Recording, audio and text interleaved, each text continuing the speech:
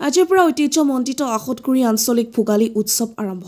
ভোগালী বিহু পৰম্পৰাগতভাৱে উদযাপন কৰিও অসমীয়া জাতিৰ হিয়াৰ আমঠু ঐতিহ্যমণ্ডিত আহতগুৰি আঞ্চলিক ভোগালী উৎসৱটি অতি উলহ মালহেৰে আহতগুৰি লক্ষীনাথ বেজবৰুৱা সমন্বয় ক্ষেত্ৰত আজিৰ পৰা আৰম্ভ হয়। এইবাৰ 5 দিনীয়া কাৰ্যসূচীৰে আয়োজন কৰিছে এই উৎসৱটি। আজি প্ৰথম দিনা জাগিৰোড সমষ্টিৰ বিধায়ক তথা মন্ত্ৰী পীযুষ হাজৰিকা আৰু অভিনেত্ৰী আইমী বৰুৱা উপস্থিত থাকি উৎসৱটিৰ সৌষ্ঠৱ বৃদ্ধি কৰে। পুৱা পতাকা উত্তোলনেৰে আৰম্ভ হোৱা অনুষ্ঠানটি বিভিন্ন সাংস্কৃতিক অনুষ্ঠানেৰে শেষত কমলিকা কাশ্যপৰ গীতৰ শৰাই প্ৰথম দিনৰ অনুষ্ঠানৰ সামৰণি পৰে।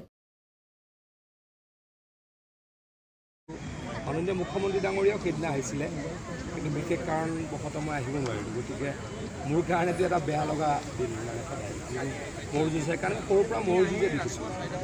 আমাৰ ভক্তিৰ উৎস আছিলে এই ম'হ যুঁজ, আৰু ইয়াতে জন্ম হৈছোঁ, ইয়াতে ডাঙৰ হৈছোঁ। ম'হ যুঁজটো আমাৰ কাৰণে এটা এৰাব নোৱাৰা ইম'চনেল বস্তু আছিলে, কিন্তু ন্যায়ালয়ে বাধা দিয়ে। গতিকে আমি কিছু ক্ষেত্ৰত ন্যায়ালয়ৰ কথাটো মানিব লাগিব।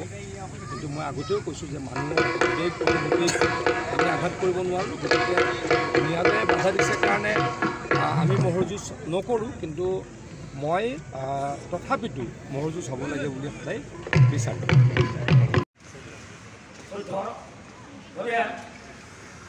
ইয়াত আছিলে আমি প্ৰথম ম'হৰ যুঁজ আছে, কিন্তু কালৰ কুটিল গতি আমি ম'হৰ যুঁজ অনুষ্ঠিত কৰিব নোৱাৰিছোঁ। উচ্চতম ন্যায়ালয়ৰ আদেশক্ৰমে আমি স্থগিত ৰাখিছিলোঁ প্ৰায় 15 চনৰ পৰা 2023 চনৰ পৰা আমি পাতিছোঁ, আৰু বৰ্তমান আমি দ্বাৰস্থ হৈ আছোঁ।